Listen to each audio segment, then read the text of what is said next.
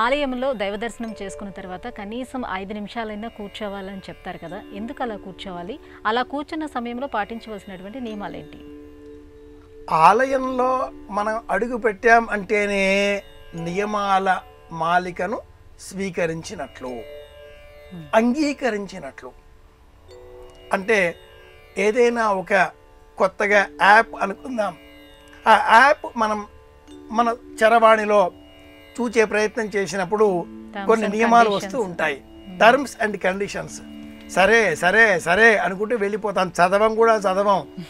ఆలయంలోకి వెళ్ళాం అంటే సరే అన్నాం మొట్టమొదట, ఇది మొత్తగా సరే అన్నాం. దైవ దర్శనం చేసుకున్నాం, రెండవ సరే అన్నాం. బొట్టు పెట్టుకున్నాం, మూడవసారి సరే అన్నాం. ప్రసాదం పుచ్చుకున్నాం, నాలుగవసారి సరే అన్నాం. అయితే నిర్లక్ష్యం కదా, కూర్చోవాలి. ఈ కూర్చున్న సమయంలో స్వామిని చూసే సమయంలో కళ్ళు మూసుకోరాదు. అలాగే స్వామిని చూసే సమయంలో కళ్ళు మూసుకోకుండా ఆ స్వామిని తదేక దీక్షగా చూసిన మనము ఆ తరువాత కూర్చున్నప్పుడు ఇప్పుడు కళ్ళు మూసుకోవాలి. స్వామిని చూచేటప్పుడు కళ్ళు మూసుకోకూడదు. అలాగే ఆలయంలో కూర్చున్న తర్వాత కళ్ళు మూసుకోవాలి.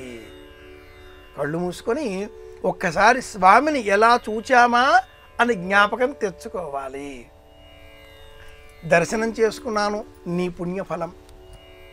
తలుచుకుంటున్నాను, నీ వందించిన పుణ్య బలం. కనుక ఈ దేహం నేను విడిచిపెట్టే సమయంలో నేను కోరేవి రెండు కోరికలు. అనాయాసేన మరణం, ఆయాసం లేకుండా ఈ శరీరం నుంచి ప్రాణం వెళ్ళిపోవాలి. వినా దైన్యేన జీవనం, ఎవరిని దేహి అని యాచించకుండా జీవితం హాయిగా గడిచిపోవాలి. ఉన్నదాంతో సంతృప్తి పడేటటువంటి బుద్ధిని నాకు ప్రసాదిస్తే ఈ 2 కోరికలు నెరవేరుతాయి. ఈ రెండింటికంటే మించి మూడవది ఉన్నది. ఈ 2 ఇస్తే ఆ మూడవది దానంతట అదే వస్తుంది. దేహాంతే తవ సాయుజ్యం, ఈ దేహం వెళ్ళిపోతే నాలో ఉండే ఈ ప్రాణశక్తి నీదే, నీవిచ్చిందే, నీ రూపమే. దేహిమే పరమేశ్వర, ఈ శ్లోకం చెప్పాలి. ఆలయంలో ప్రాంగణంలో కూర్చున్నప్పుడు కన్నులు మూసుకొని ఈ శ్లోకం చెప్పాలి. అనాయాసేన మరణం, వినా దైన్యేన జీవనం, దేహాంతే తవ సాయుజ్యం, దేహిమే పరమేశ్వర. ఈ శ్లోకం చెబుతూ ఆలయంలో గర్భాలయంలో ఏ దైవాన్ని చూశామో ఆ దైవం రూపురేఖను మన జ్ఞాపకం తెచ్చుకుంటే అనంతమైన తృప్తి కలుగుతుంది.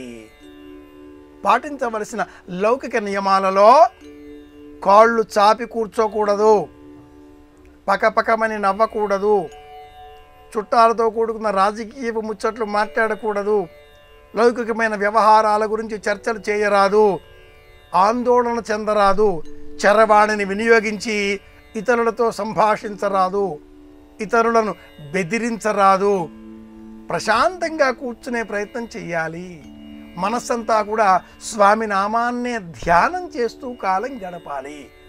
ఎన్ని దోషాలు చేశామో, ఎన్ని పాపాలు చేశామో తెలియకుండా తెలిసి త్రివిధములుగా వెరసి మనస్సు, వాక్కు, శరీరము చేత త్రివిధములుగా చేసిన దోషాలన్నీ కూడా ఇక్కడ మళ్ళీ తలుచుకోకుండా అంతా నీవే, అన్నీ నీవే, నీవు ఎలా చేస్తే అలా నేను పాటిస్తున్నాను అని మనసులో అనుకుని త్వయా నిమిత్తేన మయా, ఈ శ్లోకం కూడా చెప్పుకోవాలి. కనీసంగా శ్లోకాలు, పూజలు ఇవన్నీ కూడా రాకపోయినా కళ్ళు మూసుకొని స్వామి దర్శనం చేసుకోవాలి, మర్యాదగా కూర్చోవాలి.